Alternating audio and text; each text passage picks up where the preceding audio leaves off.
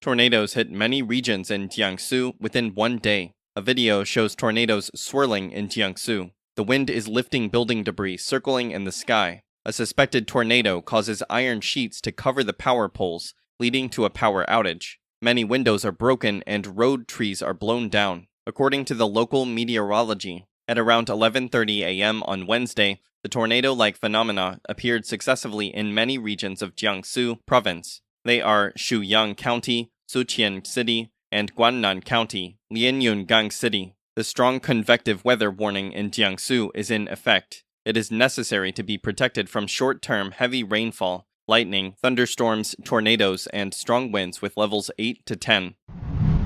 Trucks, tanks, and now rocket launcher. What is happening? A video shows a train transporting dozens of military vehicles passing through Nanping City, Fujian Province on Tuesday. On the trucks, there are large structures that netizens guess are used for rocket launchers. In the last 2 months, residents have found many military vehicles traveling through crowded cities. For example, tanks in Rujiao City, Shandong Province on Tuesday, or military trucks in Guangxi, Jiangsu, and Liaoning earlier this month. By the end of last month, there were scenes of military trucks passing through Beijing. Beijing bans hotels from hosting weddings and banquets after only small surge in COVID-19 cases. According to South China Morning Post, Beijing has updated its anti-COVID measures. Particularly, hotels are banned from hosting weddings and banquets. Beijing also restricts some other activities of hotels, such as hosting meetings, conferences, and training sessions. The more infectious Omicron BA.5 strains have been found in recent months in many regions of China, including Beijing and Shanghai. Although the number of infections in the city is low, with only 3 cases recently, the capital is likely to be on high alert ahead of the 20th National Congress of the Chinese Communist Party later this year. Imagine what it would be like working in the office, knowing that every single movement is being monitored. An unnamed company in China's Shenzhen city was ready to do just that, until attention from the online community turned down the idea. Last week, several pictures that depict an office with surveillance cameras lined up per employee workstation took over the mainland internet. One of them even showed that the cameras could directly oversee the worker's computer screen. The scene left many online users in discomfort. Jimu News reported on July 13th that a person said going to work in this environment would be like going to jail. However, as a reporter from the news agency did further digging, it turned out the office had not been put in use yet. It belongs to a newly established game development company. It has not been named, registered, or staffed yet. Southern Plus reported that the cameras were installed because the company owner worried about the game being leaked before its release time. The firm intended to ask permission from employees during the recruiting process. The company, nevertheless, has removed the cameras after receiving cynical responses from the online community. Facilitating the devices was not cheap. The news agency reported that it cost more than 10,000 yuan, or over $1,480. Abandoning the idea, the company would switch to surveillance software or other methods to prevent leakage of the creative process. A person close to the company said the cost for this might be higher. Extreme COVID control measures using peracetic acid to disinfect roads. In an attempt to curb the spread of the COVID-19 pandemic, the Huaiyuan County Urban Management Bureau in Bengbu City, Anhui Province, issued an announcement through its WeChat account on July 17th. According to the announcement, the county will carry out disinfection using peracetic acid. From July 17th to July 23rd, the acid will be sprayed from 9 p.m. until midnight each day. The city's major roads are included in the scope of the spraying activities. Residents are advised to close their windows. According to the paper, the move came after Huaiyuan County confirmed 22 local COVID cases and 221 asymptomatic infections on July 17th, following the first cases found on July 15th. Tanks appear in Shandong. On July 19th, a video posted on the internet captured the scene of many tanks moving through a market in Rujiao, Shandong Province. The incident caught public attention. Explosions occur in mainland China in recent days. In recent days, mainland China saw a series of explosions. On July 19th, there was a gas explosion that happened around 7:15 a.m. at a 6-story residential building in Beichun District Tianjin province. The incident left one person dead and 12 others injured. At around 4 p.m. on July 18th, an explosion broke out at a chemical factory in Huzhou, Zhejiang province. According to Chinese media NetEase, at about 7 p.m. on July 18th, the second floor of a hot pot restaurant in Kangding City, Sichuan province, caught fire. A video posted on the internet shows people smashing the windows and jumping off the restaurant to escape the fire. The following day, the Kangding Emergency Management Bureau confirmed the incident. The bureau said the fire was caused by improper operation during the filling of methanol fuel. Up to now, none of the injured are life-threatening. The investigation is still underway. On July 17th, a fire accident occurred on a fishing boat in Wanning, Hainan. 12 people on board were rescued. 2 of them were seriously injured. Qinghai sees rare snowfall in July.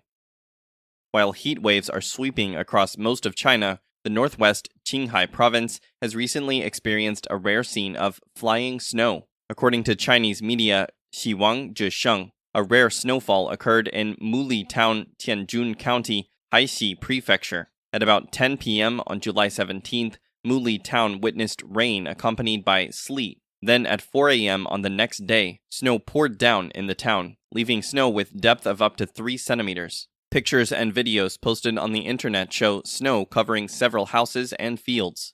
State-run media said that the snowfall has a good impact on the growth of pastures and crops, rather than causing a disaster. However, according to the ancient Chinese, the snowfall in summer is a sign of injustice and grievances. It has been written in literary works called The Injustice to Dou-E, also known as Snow in Midsummer. Вооруженные силы Российской Федерации продолжают специальную военную операцию на Украине. Бригада Вооруженных сил Украины.